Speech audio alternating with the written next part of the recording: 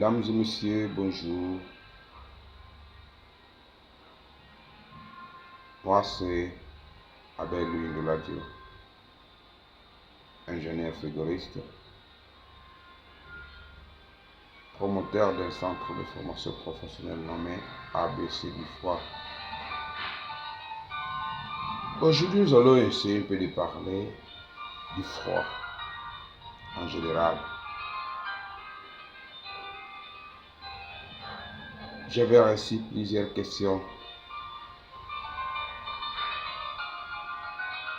Je peux dire en un mot, les gens m'ont demandé de parler brièvement ou en quelques mots, le froid se produit comment. En fait, si je devais définir le froid, le terme froid, je vais simplement dire un terme utilisant en désignant une différence relative ou un manque relatif de la chaleur. Donc, le terme froid veut simplement dire un manque relatif de la chaleur. Ça signifie que le terme froid dépend d'une température à une autre. Passons directement à votre question que vous m'aviez posée. Le froid se produit comment? D'abord, pour qu'il y ait le froid, il faut qu'il y ait d'abord un circuit frigorifique. Le circuit frigorifique, on peut le trouver dans un congélateur, dans un réfrigérateur, dans une chambre froide, dans un climatiseur split ou autre. Alors, dans d'autres termes, je veux dire, tout d'abord, il faut savoir que c'est un cycle. Le cycle frigorifique, c'est un cycle qu'on peut appeler un cycle de compression, de condensation, de détente et d'évaporation. C'est un principe thermodynamique utilisant des propriétés physiques d'un fluide frigorigène pour assurer un transfert de la chaleur ou de neige.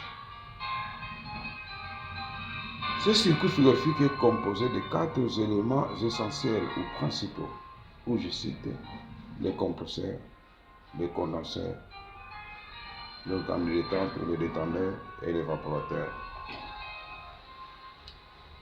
Il se passe comment? Le compresseur, entraîné par un moteur électrique, moyennant le travail mécanique du compresseur, le gaz va arriver au niveau du compresseur à l'état gazé et à basse température et à basse pression. Le compresseur va faire son travail en transférant cette chaleur au niveau du condenseur, parce que c'est le compresseur qui fait véhiculer le fluide dans un circuit frigorifique. Il va le faire véhiculer dans tous ces éléments qu'on vient de citer là. Il passe au niveau du condenseur à l'état gazé, mais à haute pression et à haute température. Dans le condenseur, le gaz va changer l'état. Il va changer de l'état gazé à l'état liquide grâce au médium. Le médium signifie quoi? Il y aura un refroidissement parce que le gaz, quand il va traverser le condenseur, ça va être chaud, très chaud même. Alors ce gaz doit être refroidi. Cet refroidissement crée cette différence de température entre l'air d'entrée et de sortie. Il va refroidir le condenseur pour permettre qu'il y ait une très bonne condensation du gaz. Cette différence de température de l'air extérieur ou du fluide extérieur, qu'on l'appelle par médium. Le condenseur, à son tour, à la fin du condenseur, sera à 100% liquide et à son tour va transférer ce fluide au niveau de l'organe de détente. C'est là où il va subir une chute de pression.